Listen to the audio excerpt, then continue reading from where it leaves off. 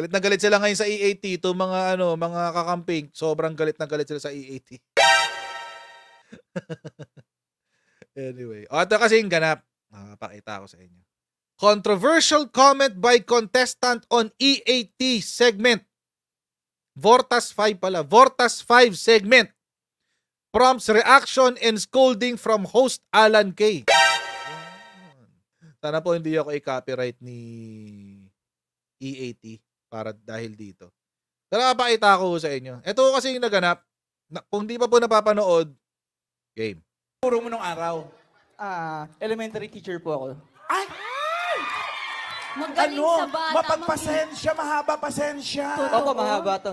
Oo, Ano pasensya. Mahaba yung pasensya mo kasi syempre bata yun. Eh, yung mga bata, syempre pag ganun, Ma'am Aki, Yon.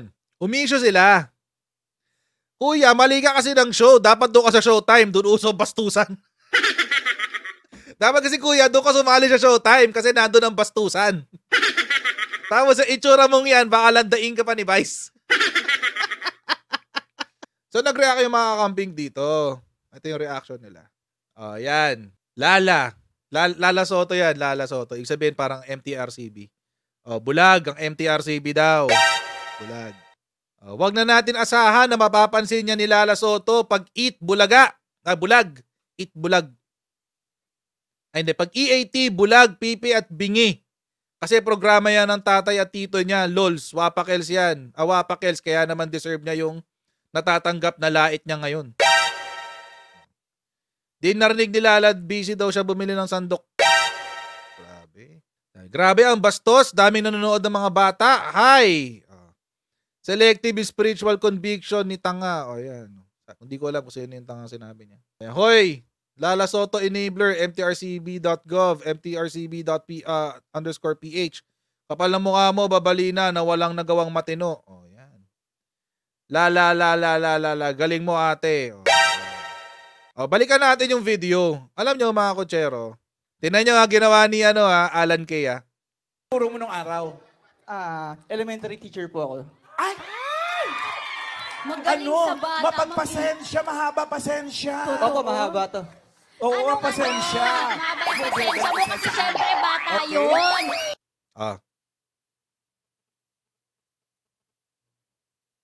Diba? Alam agad ni Kuya, may ginawa siyang mali.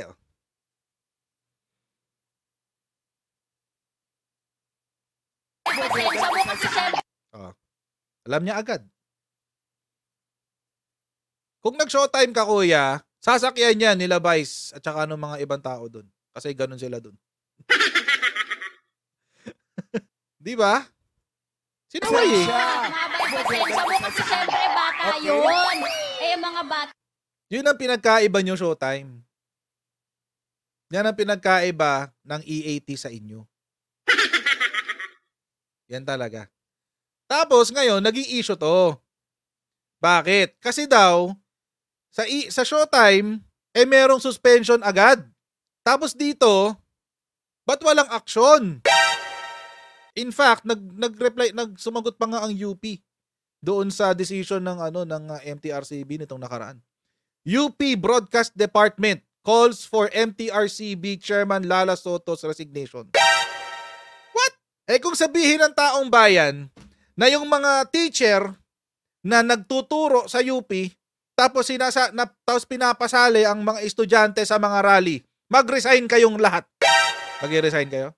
Kung ang usapan natin dito ay usapan ng kung ano yung pwedeng maibalik at mailait, kayo, kaya nyo?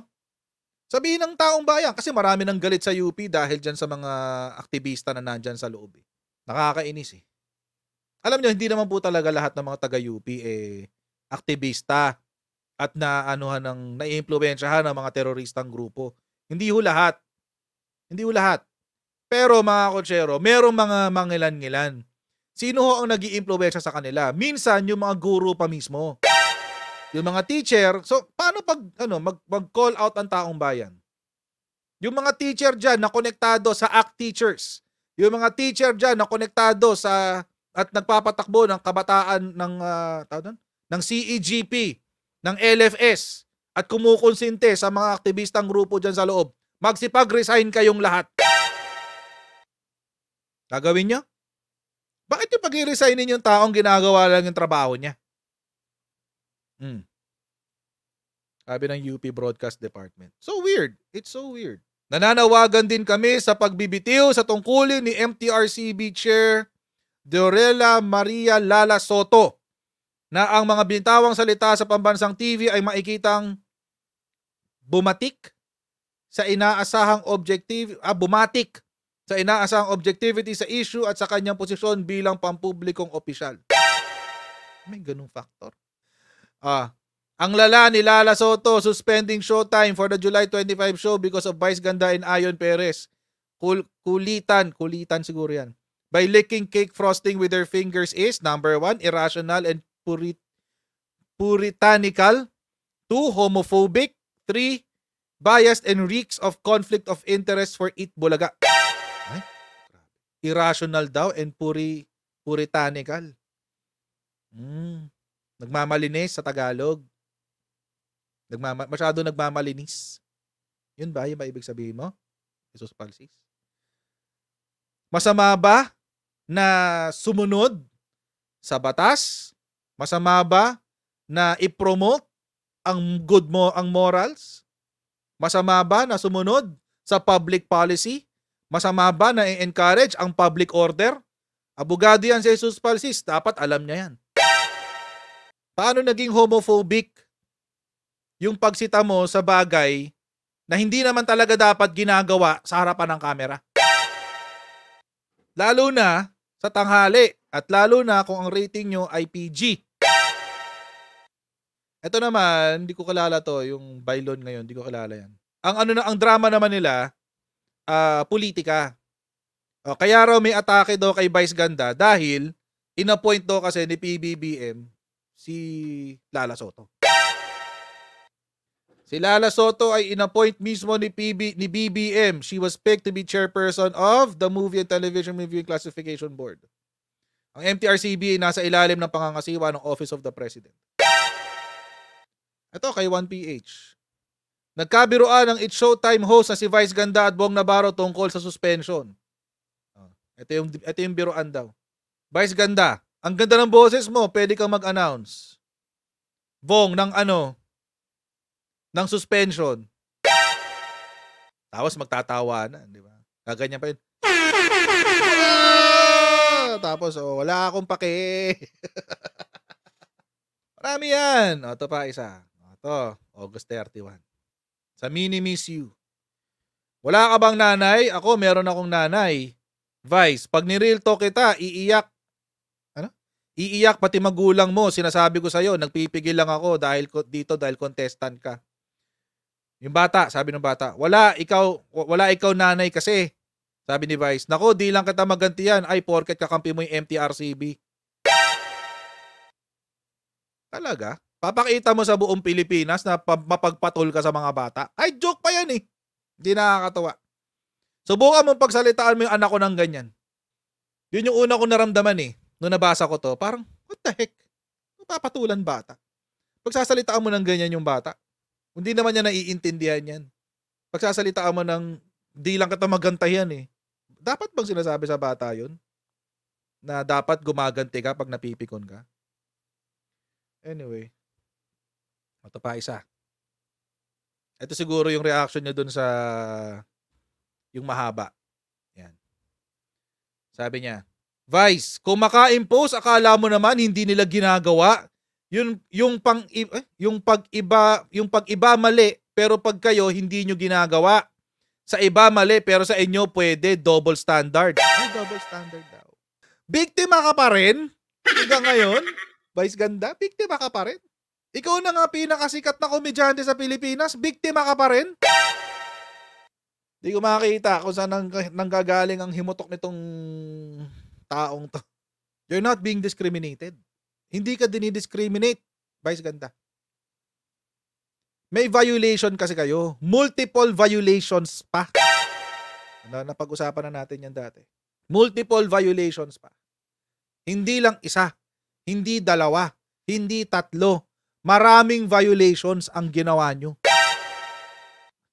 Hindi ko alam kung dapat ba nilang gino-joke to. Ba't ayaw niyong seryosohin yung suspension nyo?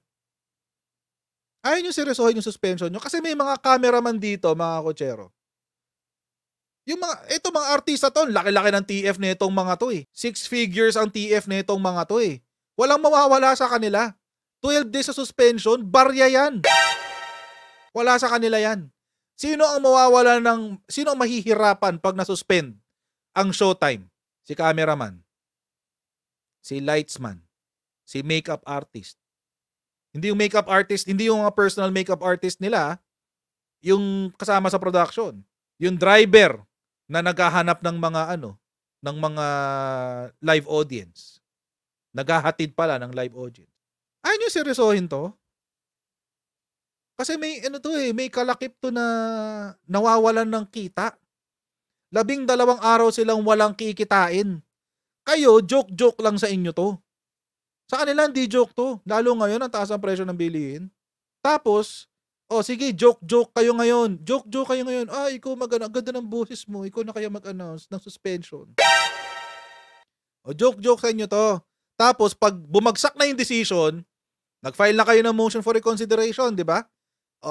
Pag bumagsak yung decision, after 15 days, at nasuspend talaga kayo, anong gagawin nyo? Iyak. This is only an opportunity. We are a family. Walang iwanan, we're a family. Yun ang drama nyo lahat eh. Puntahan natin yung parte na na-violate nila. Kasi alam nyo mga kotsero, dapat kasi, puntahan natin yung sa PG. Yung description ng PG. Tsaka yung penalties. At saka yung kung ano yung na-violate kapag hindi sinusunod. Bilang PG, ano dapat ang isang show? Bilang PG, ano dapat ang isang show? Ito siya dapat. Dapat ganito siya. Television program classified as PG must, in the judgment of the board, meet the following criteria. Yung tema, dapat ay pang 13 years old pababa. Actually, more serious issues may be tackled but the treatment must be suitable to children below 13 years old. So dapat, hindi siya masyadong bastos, hindi masyadong lewd, hindi masyadong kung ano-ano man. Okay, that's number 1. Number 2, language. Dito kayo tinatamaan kasi, guys. Ang bastos nyo. Magsalita. Putol-putol talaga. Ang bastos nyo kasi magsalita, guys. Dito kayo tinatamaan eh. Very mild swear words only shall be allowed. Use of strong expletive in a sexual context or sexually based expletives shall not be allowed. Shall not. Imposibleng hindi nyo alam to, guys. Imposibleng hindi nyo alam to. Or imposibleng hindi alam ng production nyo to. Neither shall prolonged or successive use of expletives be allowed. Hindi nyo alam to? Or wala lang kayong pake? Wala akong pake. Malamang sa malamang yun ang sasabihin nila. Wala akong pake. Eto, sex. Graphic depiction of sexual activity shall not be permitted. Sexual activity may be implied but with no detail shown. Hanggang implication lang. Pero wala nang detalye. Lang yan, nagsubuan. Yung pagsubo nyo pa lang ng ng daliri nyo eh. Alam nyo naman kung ano ibig sabihin nun, naglolokohan pa tayo dito. Pero ginawa nyo pa rin. Dito kasi kayo tinatamaan. Tapos palalabasin nyo, biktima kayo. Hindi kayo biktima. Hindi kayo biktima, guys. Offender kayo. Tapos ang palalabasin nyo na merong bias. May palalabasin nyo, may double standard. Sige, kanina may nag-comment. Andito pa ba siya? Sana nandito ka pa. Yung nag-comment kanina tungkol kay Wally. Nagawa na ba to ng Showtime? Doon nagmura si Wally. Nagawa na ba to? Kahit ganito lang. Wala, di ba? Wala. Anong ginawa? Anong sinabi? Kailangan po natin ayusin yung mga ganitong bagay. Hindi po natin pwede palagpasin kasi di po natin dapat konsentihin kung sinadya o di man kailangan po natin ayusin ito. Anong sinabi ni Wally? Ako po ay may nabitawang salita na hindi ko po dapat sinasabi. Nagkamali po ako doon at ako po ay humihingi ng inyong paumanhin at pag-unawa ninyong lahat. Pasensya na po sa lahat. Oh, may narinig ba tayong ganyan kay Vice Ganda? Wala. Anong sinabi niya? Double standard. Hindi na lang kayo mag-sorry. Alam niyo naman nagkamali kayo. Mahirap. Kung gusto niyo ng ganyang humor, simple lang naman kasi. Actually, simple lang ang solusyon dito. Kung hindi nyo kayang hindi magpakabastos, mag-SPG kayo. Yun ang i-file nyo na rehistro sa sa MTRCB. Huwag nyo sisihin yung chairman o yung chairperson na nag-implementa lang ng batas. In-implement lang naman niya yan eh. Anong gagawin niya? Nganga lang siya? Dapat niyang gawin yun eh. Ano naman gumanga lang si Chair Lala dyan, si Chairman Soto. Eh kung wala naman kayong ginagawang offense eh, ba't niya kayo papansinin? Kapag hindi ginawa ni Chairman Lala or ni Chairperson Lala yung kanyang trabaho, wala siyang pinagkaiba sa, ano ba to? MWSS na hindi ginagawa yung trabaho nila. At yung ERC, Energy Regulatory Commission, na hindi minomonitor yung pagtaas ng presyo ng kuryente. Kailangan nun niyang gawin yung trabaho niya. Dahil baka mamaya umabot sa punto na kahit tanghaling tapat sa harapan ng mga bata, makakapanood na tayo ng mga ibang rating. Alam niyo po mga kotsero, alam niyo po yung unfair sa mga ganito sa MTRCB or sa mga regulatory body.